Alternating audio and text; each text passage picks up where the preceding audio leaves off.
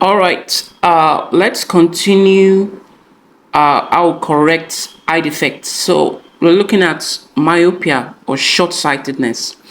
The causes for short-sightedness are either the eyeball is too long, and that is an elongated eyeball. Now for that, a fully relaxed eye. Okay, a fully relaxed eye, that is the lens is slim at its longest focal length. It focuses a distant object in front of the actual retina. Okay, so the image is thus blurry. So basically, for a short-sighted eye, the image is focused in front of the retina. All right, so still talking short-sightedness. The far point for a short-sighted person is less than infinity. Okay, infinity just stands for a very far distant object, right? So for a normal eye, the far point is at infinity, but for somebody with myopia, short-sightedness, his or her own far point is less than this infinity. So how do we correct it? So how is short-sighted corrected? It's corrected using a divergent lens, which forms a virtual image at this person's own far point, which of course is less than infinity. So the image acts. All right, so correcting short-sightedness is done by using a divergent lens, like I said, which forms a virtual image at the eye's far point, which of course is less than infinity. Okay, infinity just stands for a very far distant object. Okay, so the image acts as the object for the eye, and it's what the eye actually focuses on. So let's look at how that looks like. So basically, you are looking at, this is an object. Okay, this is the eye, this is a normal eye's far point, which is taken to be infinity.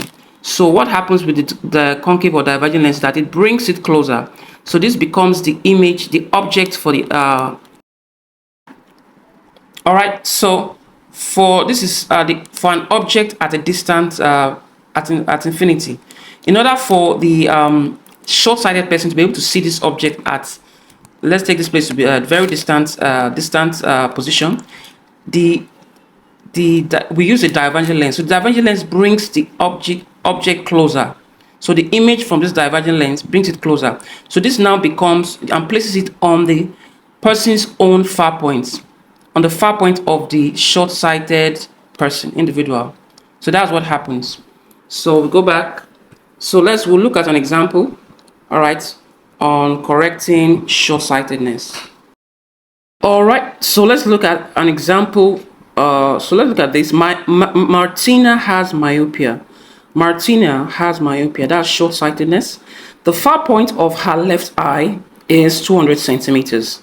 The far point of our left eye is 200 centimeters. That's less than infinity, instead of infinity, okay, for a normal eye. Now, what prescription lens will restore normal vision? What prescription lens will restore normal vision for Martina? So we want a lens that will create a virtual image at a far point of this. So we want the image to be at this to be the image distance, right? The object U will be at infinity. So using your all right, let's look at refraction through triangular prisms. Refraction through triangular prisms. You have a triangular prism, okay? So you have the incident ray coming this way, and then what happens is that the prism deviates, okay? Deviates or bends the incident ray through an angle known as angle of deviation. So the incident ray comes this way. So we have normal. We draw an imaginary normal perpendicular to this side of the prism. So the incident ray forms an angle of incidence here, and so it slows down. The light slows down. All right. So look at our refraction through a triangular prism. Okay. So the incident ray comes like this, hits this side of the prism. It could be a glass material prism, okay? Glass in the shape of a prism. So it bends this way. It bends because it gets into from air to glass. It's a refraction occurs, and then it bends again on emerging out of this denser medium into air again. So this is called the emergent ray. So there are some calculations we can do. This is our incident ray going like this, and it becomes dotted this way, right? So, and then look at the emergent. All right, so let's continue. So this is the incident ray. Assumed as we assume that it is not refraction does not occur. So just look at it. This is incident ray, and you trace it, and then this is the emergent ray. So the angle, the change, that angular change in the incident ray, between the change in direction between the incident ray and the emergent ray, that angle can be measured, and it's called the angle of deviation. All right, so it's called the angle of deviation. That's it right there. Okay, so we have the refracting angle of the prism. It's something that can easily be calculated because it's a fixed prism. So we just have to know that at minimum deviation, the refractive index. Look at this. This is the angle between the incident ray and the emergent ray on the other side of the prism.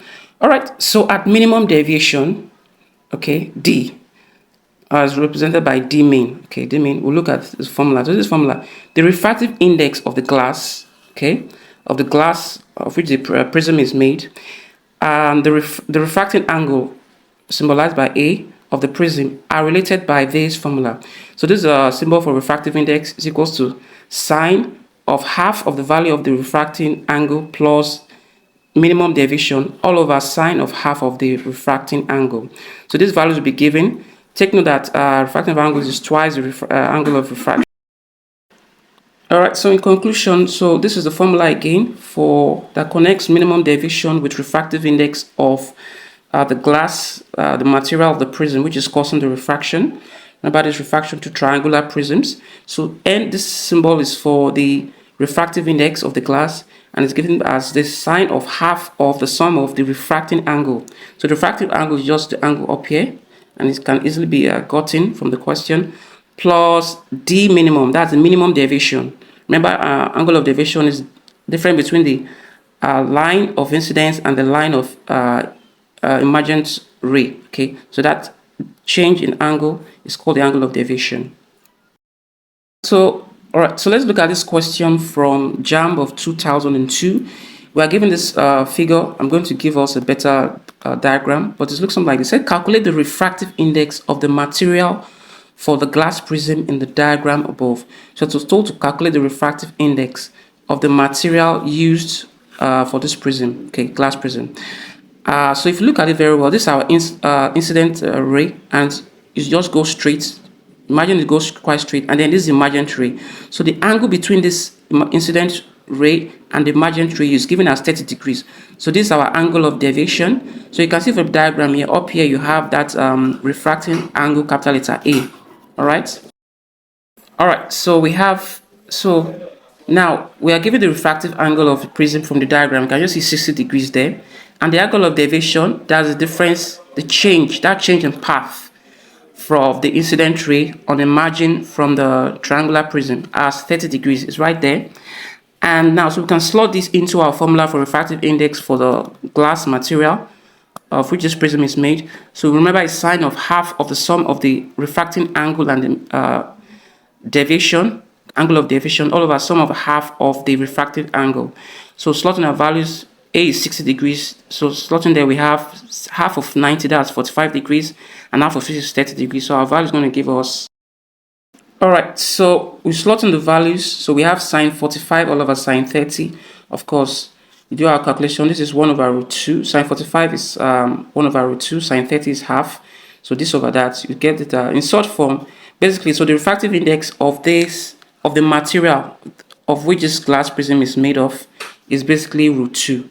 Just using your formula, okay, this formula that connects the refracting angle, this angle up here, this angle here is usually given in the diagram, and then the angle of deviation. Remember, the angle of deviation is that change in path. See the angle of incidence, assuming it went through, and then the angle of emergence. So that change in path is given as 30 degrees in this question.